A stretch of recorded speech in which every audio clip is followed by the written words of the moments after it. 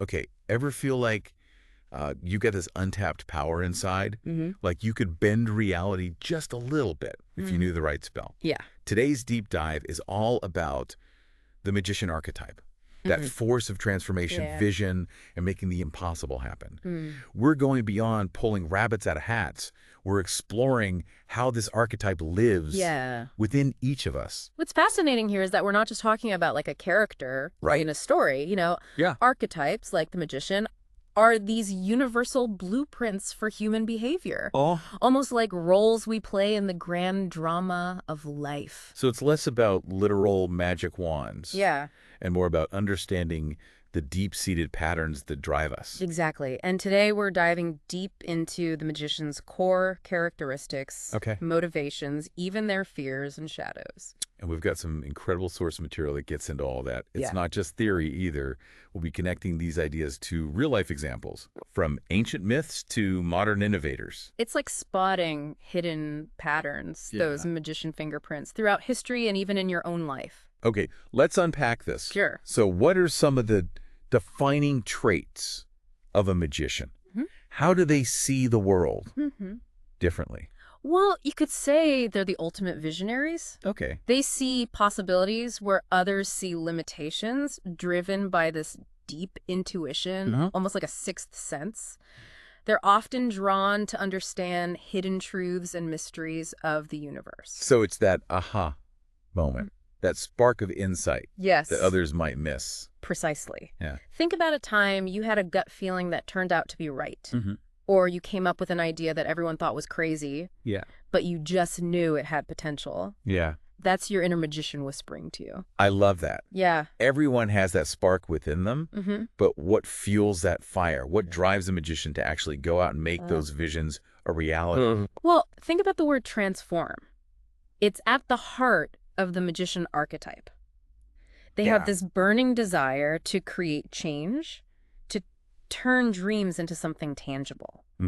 They're not satisfied with the status quo. So it's not just about daydreaming. No. It's about taking action, making something happen. Absolutely. Yeah. They're fueled by this deep frustration with limitations. Okay. It's that feeling of, there must be a better way, or I know I can achieve more, that pushes them forward. And it's not always about personal gain. They often want to use their magic to uplift and empower others. That's a good point. It's about more than just individual ambition. It's about making a positive impact. Right? Exactly. Think about figures like Gandhi or Martin Luther King Jr.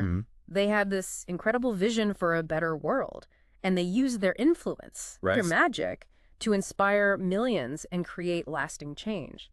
That's a powerful example. Yeah. But we've got to be honest. Right. It can't all be sunshine and roses, can it?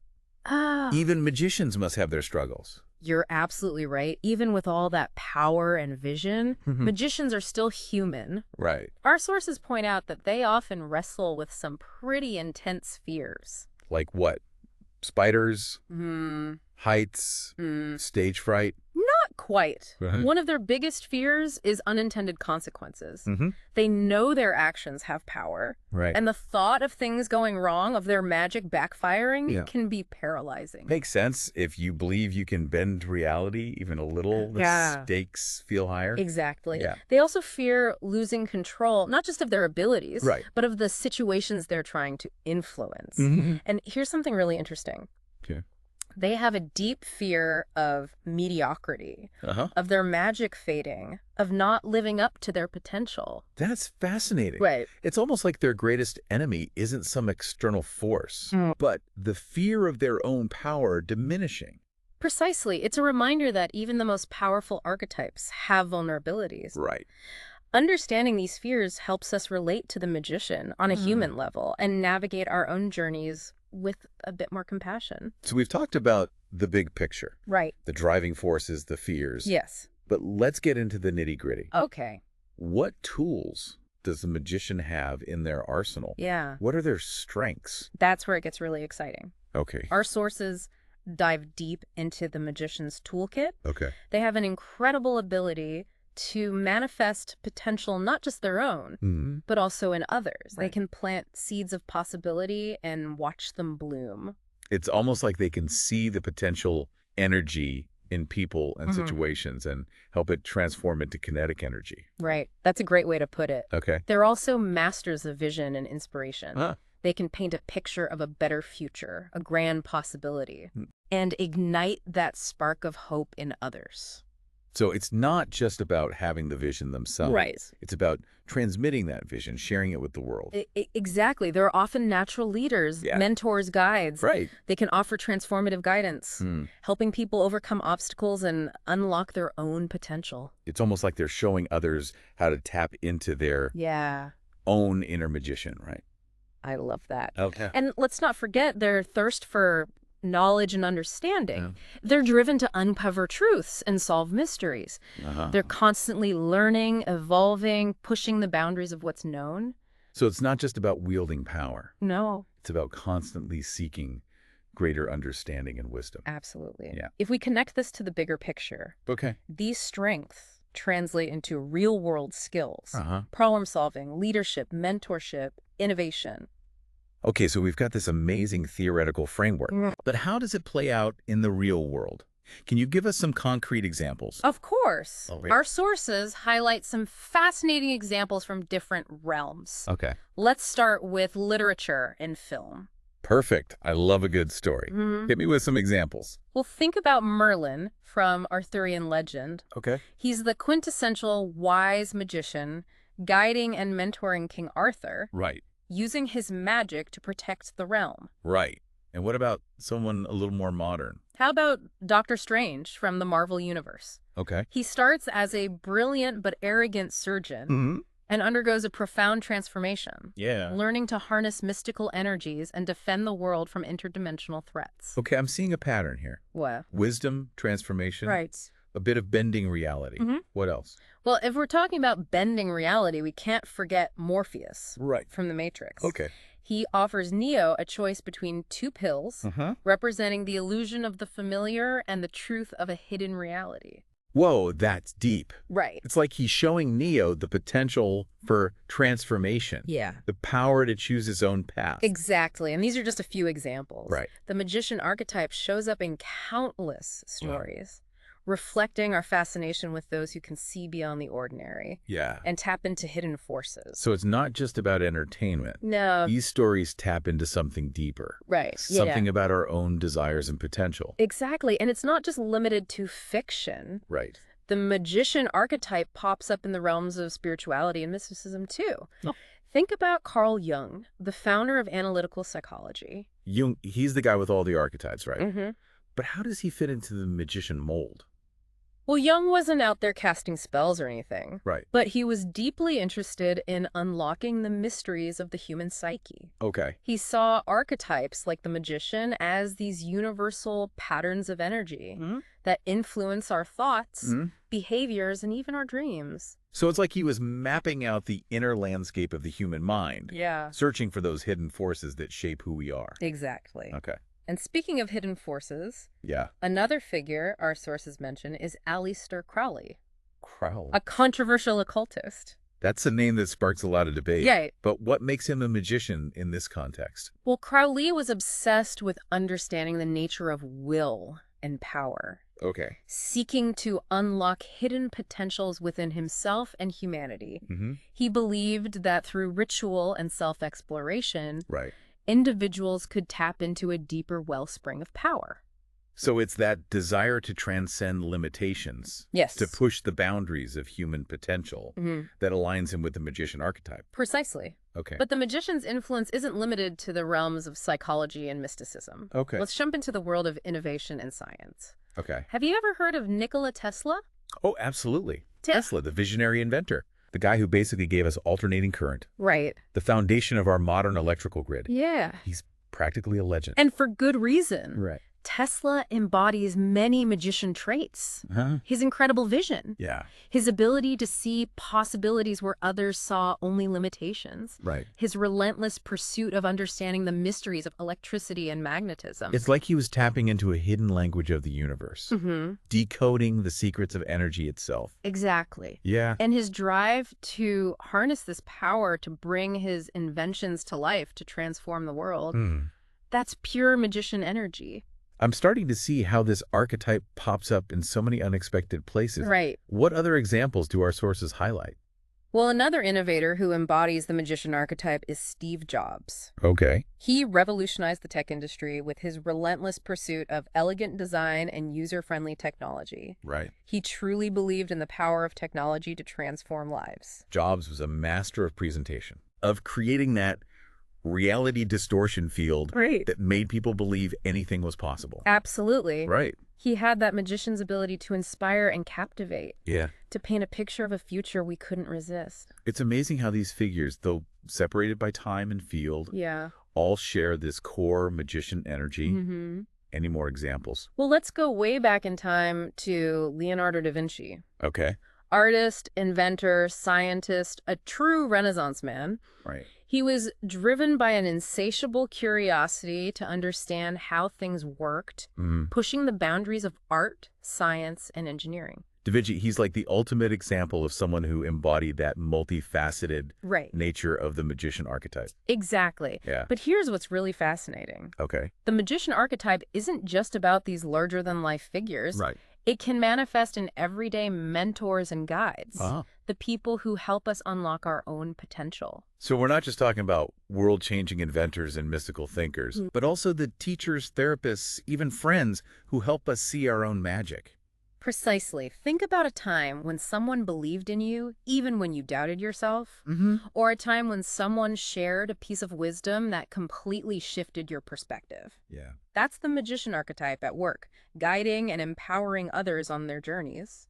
Wow, I'm really starting to see how this archetype weaves its way through so many aspects of human experience. Right. But let's be real. Even magic has a shadow side, right? What happens when that magician energy goes awry? That's a crucial question. Yeah. Our sources don't shy away from exploring the potential pitfalls. Okay. The same qualities that make the magician so powerful can also lead them astray. So we're talking the dark side of magic. Yeah. Like when a sorcerer turns evil or something? Not necessarily evil. Okay. But certainly destructive. Right. When a magician's power goes unchecked or their intentions become misguided, things can get messy. Can you give some specific examples? Well, one of the biggest dangers is manipulation. Okay. A magician with good intentions might use their influence to guide others. Right. But a shadow magician might use it for personal gain, exploiting others for their own benefit. Right. It's that fine line between empowering and controlling. Exactly. Yeah. And then there's the risk of deception. Okay. A magician who loses sight of ethical boundaries might use their magic to create illusions, distorting the truth for their own purposes. It's like that saying, absolute power corrupts absolutely. Even with good intentions, the temptation to misuse that power can be strong. Absolutely. Right. And let's not forget about hubris. Okay. That excessive pride that can lead to arrogance and a disconnect from reality. A magician caught in the grip of hubris might believe they're above the rules. Right. That their vision justifies any means. It's like they become so enamored with their own magic that they lose sight of the human consequences. Exactly. And this can lead to isolation. A magician who becomes too focused on their own power might withdraw from others, becoming disconnected from the very people they're trying to help. It's tragic, really. Yeah. They start with this desire to transform the world, but end up isolated and lost in their own illusions. And finally, there's the danger of becoming obsessed with transformation to the point of instability. Okay. A magician fixated on change might constantly disrupt things, creating chaos and uncertainty in their wake. It's like they become addicted to the feeling of power and change, even if it's not ultimately beneficial. Exactly. Right. It's a reminder that even with the best intentions, the magician archetype needs to be tempered with wisdom, ethics, and a healthy dose of humility. So we've explored the light and the shadow. Right. But how do we navigate this path responsibly? Yeah. How do we tap into our inner magician without falling into these traps? That's the million-dollar question, isn't it? Right. Fortunately, our sources offer some valuable guidance. It all starts with ethical responsibility. Okay. We need to be mindful of the impact our actions have on others and use our magic for good. So it's not just about what we can do, but about what we should do. Precisely. Okay. And instead of seeking to control others, we can focus on empowering them, right, sharing our knowledge, helping others discover their own potential. That's where true magic lies. It's about creating a ripple effect. Yeah. Inspiring others to tap into their own inner magician. What else? It's also crucial to ground our visionary ideas in practicality. Right. Magicians can get so caught up in the what could be that they forget about the how. So it's like having a blueprint for a time machine, but forgetting to buy the parts. Right. You need both vision and action to make something truly magical happen. Exactly. And let's not forget about the importance of humility and lifelong learning. Right. No matter how much we think we know, there's always more to discover. Yeah. A true magician is always a student, always open to new perspectives and ideas. It's about embracing the journey. Yeah. Knowing that we're all works in progress. What else can help us navigate this path? Finally, our sources emphasize the importance of balance between transformation and stability. So it's not about constantly shaking things up. Right. But about finding a rhythm between change and continuity. Exactly. So we've talked about the bright side, the shadow side, and the path to responsible magic. Right. But what does this all mean for you, the listener? How can you connect with this idea of an inner magician? That's the real magic of this deep dive. Okay. It's not just about understanding a concept. Right. It's about recognizing those magician-like qualities within yourself. So it's about more than just saying, oh, that's interesting. Right. It's about actually applying these insights to your own life. Exactly. It's about acknowledging your own vision, your intuition, your desire to create change, and then asking yourself, how can I use these powers responsibly and effectively? It's almost like we're all carrying around these magic wands we don't even realize we have. I love that analogy. Yeah. And the more we understand about the magician archetype, right, the more skillfully we can wield those wands. So it's not just about wishing for things to change. No. It's about understanding the forces at play, both within ourselves and in the world around us. Absolutely. Yeah. And remember, you don't need a literal magic wand or a spell book. Right. Your magic lies in your ability to envision, to create, to inspire, and to act. This has been such an eye-opening deep dive. Yeah. I feel like I've gained a whole new perspective on what it means to be a magician. Not just in some fantastical sense, but in a very real and practical way. Me too. Yeah. It's a reminder that we all have the potential to make a difference. Right. To create positive change in our own lives and in the world. And it all starts with recognizing that inner spark, that magician within, and choosing to nurture it, guide it, and use it wisely. Now, I want to leave you with something to ponder. Okay. A question to spark your own inner magician. Okay. If you could wave a magic wand and change one thing in your life, what would it be? Ooh, that's a powerful question. Right. And don't stop there. Yeah. Think about what steps you can take starting today to bring that change closer to reality. Remember, even the grandest transformations start with a single step. Right. Embrace your inner magician, and who knows what wonders you might create. Thanks for joining us on this magical journey. Yeah, it's been fun. Until next time, keep those imaginations firing and those wands at the ready.